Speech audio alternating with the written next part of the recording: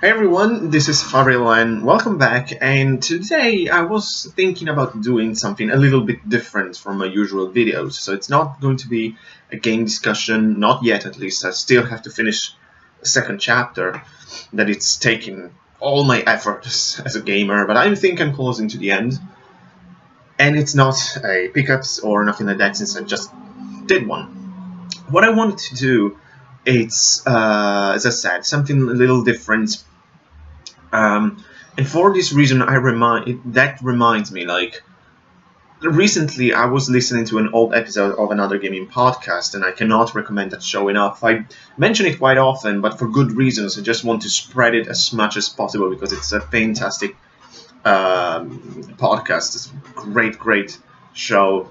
And I don't mind listening here and there to all the episodes. I think it's really entertaining, especially when I don't know what to do, like when I'm at the gym or something like that. So I don't remember exactly which one and who put this question. So I'm sorry if I don't shout out whoever this is. I'm sorry, but my memory is not really good. It's been like a week or something, a lot happened. So, but I remember the kind of question was very interesting, and I wanted to kind of both making a sort of response, but especially expand it and make a video about it. And the question basically was, what would be your ideal RPG party? And I thought when I listened, it was very interesting, and there is a lot that you can say. And for this reason, I've decided to make this video on that question. And of course, I would love to see comments or video responses from you guys to see what would be your ideal RPG party, because that could be so much interesting for all of us RPG players. Because to me, the decisions here, my choices, are of course decided by my own tastes, because I thought like every character from every RPG, it's fair game. I mean, the size of the party, you can have as many characters as you want. Like in my case, I went for a quite balanced, I think 10 characters party, not too much, not too few. You can have even bigger party if you want. You can go like Dragon Quest 1 and have only one character. That would be interesting, actually, I have to say. And I have a couple of ideas of who my heroes would be in that case. But as I said, I decided to go with 10 characters and quite balanced in terms of male and female characters, because personally I'm a sucker for female characters in RPGs. I absolutely love female characters in RPGs. I don't know why. It's something that I always had in terms of really liked female characters. So let's just go on, because I also kind of want to justify my decisions or explain a bit why this specific characters. But as I said, definitely, guys, leave a comment at least or a video response. So it will be interesting to make a sort of comparison between our decisions and our parties. So let's just start it. And of course, in an RPG party, you need a hero, you need a main character. And knowing me, that was my first pick. There was no discussion who my hero would be. Naturally, I went with Ryu from the Breath of Fire series, specifically from Breath of Fire 3, since that is one of my favorite games of all time, and that incarnation of Ryu, it's one of my favorites. But not my favorite, I might add, because the interesting thing with Ryu, as you might know if you played the Breath of Fire series, as I hope you did, basically every single incarnation of Ryu would be a great pick as the main character, I suppose. I mean, you can go with Ryu from Breath of Fire 1, like his Dragon Warrior version. It's actually really cool with his sign on the forehead. That's actually really nice. Probably my favorite incarnation would be the Ryu from Breath of Fire 2, actually, since that it's always like my big uncertainty between Breath of Fire 2 or 3, which one is my favorite of the series. It's so hard because those games are so good. And with Ryu from that game, there is this big storyline of the fated child, which is the main theme of Breath of Fire 2, and it's fantastic. Ryu from Breath of Fire 3, I love his story, of course. It has one of the best characters in development, I think, in the series, especially with his relationship with Tipu. But also I have to admit I choose him also for a simple aesthetic reason, since I really love the way Ryu looks in Breath of Fire 3, mainly for the clothing. I mean, I love the scarf, I love the armor he has. It's really aesthetically a great character. Then of course, I mean, there's Ryu from Breath of Fire 4. Where do we even start with that one? I mean, with all his connection with the Emperor Lu, and is a great character as well. And also, I really like Ryu from Breath of Fire 5. I might add that. I love Breath of Fire 5 Dragon Quarter. I mean, even though even if I am a Breath of Fire fanboy, I love the series. I love Dragon Quarter as well. I don't know what to say. I played that game and I haven't finished it because I don't have my PS2 with me. But I think I played for solid like 6 hours or so, and I was like, I actually like this game.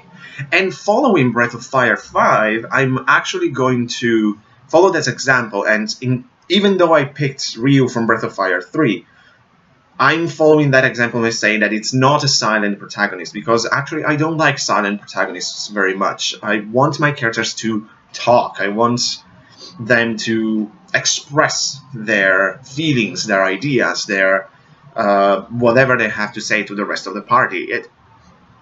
I think that silent protagonists are thought in a way that you can connect better with them, in a way that you are Ryu or Chrono or whoever you like.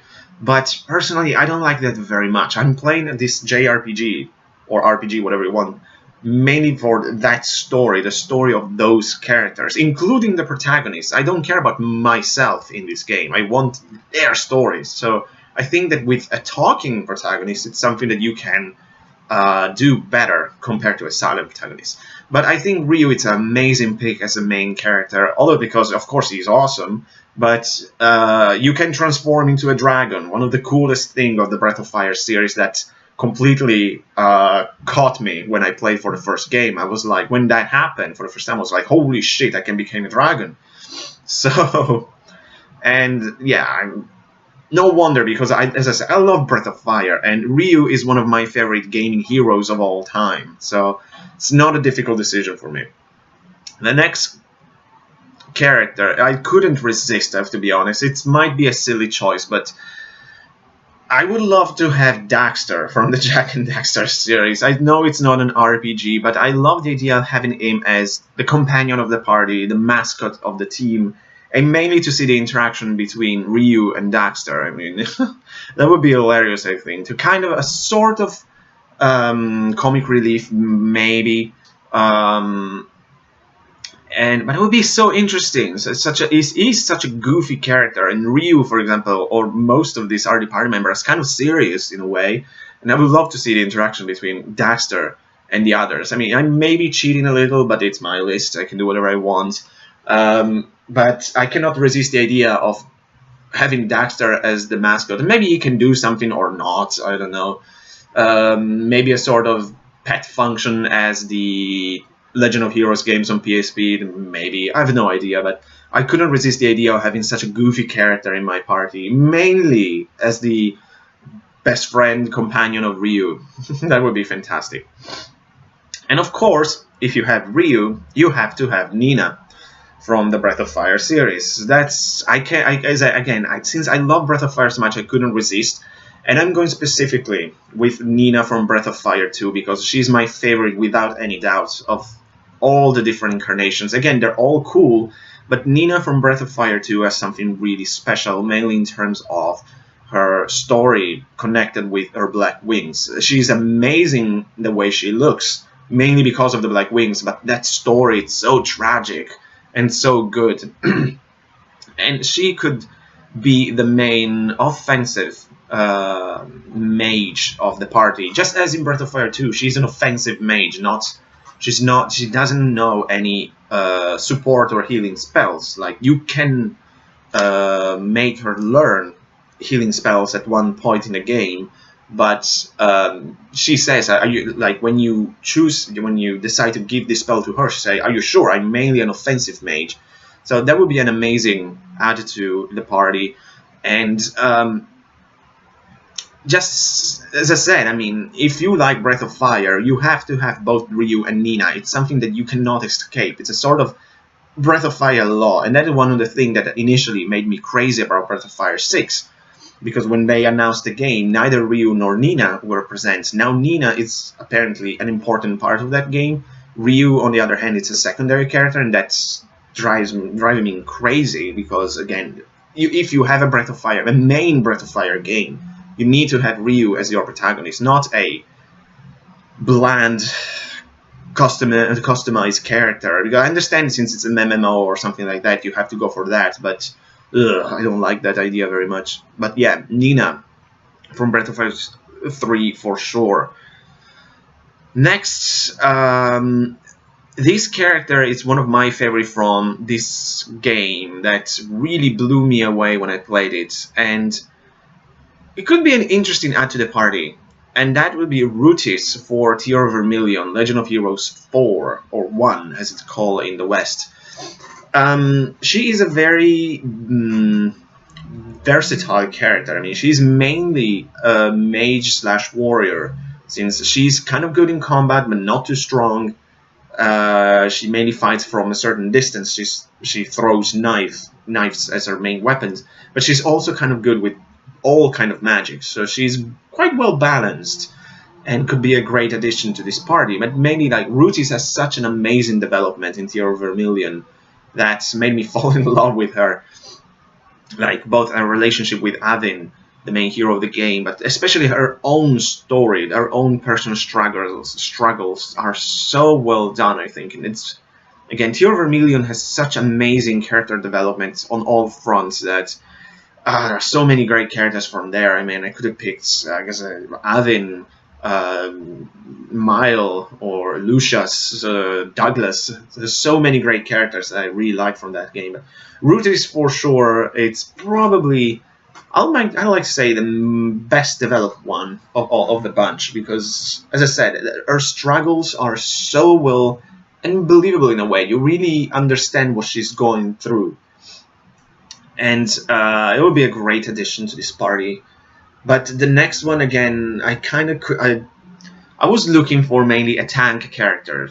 And after thinking about it, the only answer for me was Steiner from Final Fantasy IX. Even though I think he is kind of the tank in that game, but the idea of this big guy covering armor would be perfect for that. I mean, and also, imagine just the dialogue between Steiner and Daxter over these kind of characters. I mean, maybe he would be the bodyguard of Nina, just as he is the bodyguard of Garnet in Final Fantasy IX. It makes sense. Nina is a princess, so it could be an idea.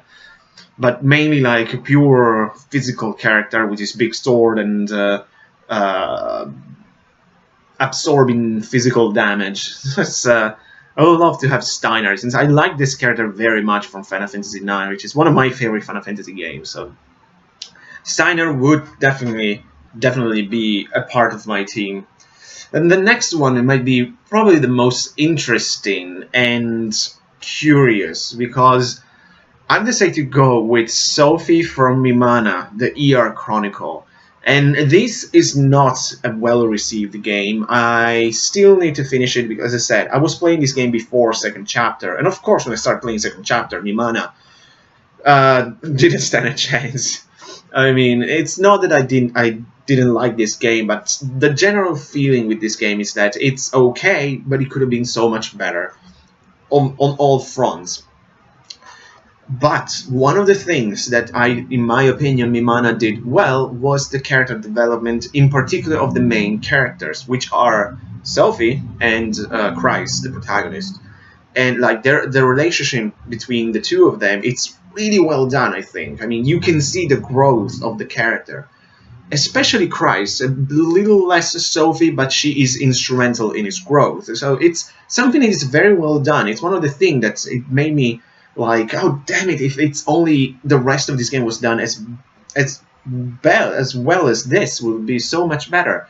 Because as I said, Mimana, it's basically a sort of Lunar with the combat system of a Tales of game, so potentially it could have been so much better. But I think they just didn't exploits this good ground very well. But Sophie, it's a really, I actually really like that character. She's very sweet and interesting. I still have some questions about her that probably will be answered at the end of the game. But as I said, I just need to finish beat the final boss. I play 99% of the game. And as I said, I really like that character. I was surprised how much I liked her, because the other secondary characters are okay, but not developed enough again. And Sophie could be an interesting add to this party, since she's quite younger, but at the same time she could be the main healer maybe. But the thing with Sophie, she has interesting support magic through music, since she sounds sort of small harp. And maybe we can make her the summoner, who knows? There aren't summons in Mimana, that's for sure, and it's not something that you need in an RPG, but summons are always cool. Maybe we can have some sort of summons like in Golden Suns, for example, in the Golden Sun games. Maybe not massive espers or materials like in Final Fantasy, but maybe something smaller and more connected with herself. I don't know, it's just thinking out loud, but yeah, Sophie for sure. I mean, it's a bit of a weird choice, but I really like this character, so I can see her interact with these other characters, with the rest of the party, like Ryu wanting to protect her or something. She bonded with both Nina and Rutis. She playing with Daxter, Steiner getting really, I don't know, a sort of nanny complex with her or something like that. I can see that. The next two, they have to go together because they are in the same game. I couldn't resist. These are two of my favorite characters of the last couple of years. I mean, how could I not pick both Sherazard and Oliver from Trails in the Sky? I mean, Oliver in premise, he was the second character I picked for my party. I have to have Ryu, but I have to have Oliver. I'm not going anywhere without Oliver. I mean, he's one of the reasons, not main, but one of the reasons to play the Trails in the Sky games. I mean, he's hilarious, absolutely hilarious. He steals the show, basically. And I'm so pissed that now, towards the end of second chapter, I'm not having him in my party because it's a bit too weak. It's kind of under level because he left the game for a good portion while I was like powering up the others. And again, like his sections with Sherazard, mainly in first chapter, but also in second chapter, there's a lot of good dialogues between the two. But those drinking session in first chapter is just a classic. I think it's hilarious, and is such a fan character. I mean, Sherazard is a very well-rounded character. I mean, she's strong in fighting, she's really good in orbal arts, but in magic. And I really like her. Like aesthetically, she's really cool. And I love how she was well developed in second chapter, because in first chapter she's a cool character, but you don't play as her as much. In second chapter you can play with her like 98% of the game, which I'm doing because I really like her. But especially I love how they explain and develop better her relationship with Estelle. I mean, that's a very cool thing in a game. And Oliver, oh my god, how can you not want to have Oliver? I mean, he's using guns, but he's also very goofy, but he has a big secret, and he's so much fun. I can love to see his interaction with the other characters. Can you imagine dialogues between Oliver and Ryu or Nina Rutis with Sophie or Steiner? That would be hilarious. As I said, I cannot go anywhere without Oliver in my party. I mean, as I say, it was my second choice. Even before Nina, I said, no, I have to have Oliver. And again, this next character is another one. That was my third choice because I love this character so much. And that it's Rose from Legend of Dragoon. The story of Rose, it's to me one of the main reasons to play Legend of Dragoon. It's one of the so tragic and sad, but also she's such a cool character. This lure of mystery around her for most of the game. She's very strong, and this sort of role of the mentor is not necessary in my party, but the mysterious, very powerful warrior. Maybe she can turn into a dragoon, who knows? You already have Ryu can transform into a dragon, and then you can have the Rose as a dragoon. That would be kind of cool. But Rose, it's one of my favorite female characters of all time. I mean, when I played Legend of Dragoon in high school and learned about the history of Rose, I was just blown away. I wasn't prepared for something like that. Especially, you have to consider at the time, we're talking about, what was it, like 16 years ago now? 15? I mean, it's a long time ago, and it was so cool. But I like this character so much. The way she's really close at first, but progressively she opens herself to Dart, mainly the main protagonist of Legend of Dragoon, for different reasons that I cannot tell you now. But let me just tell you that Rose, to me, is also one of the greatest love story in gaming history. I mean, her and Zeeg.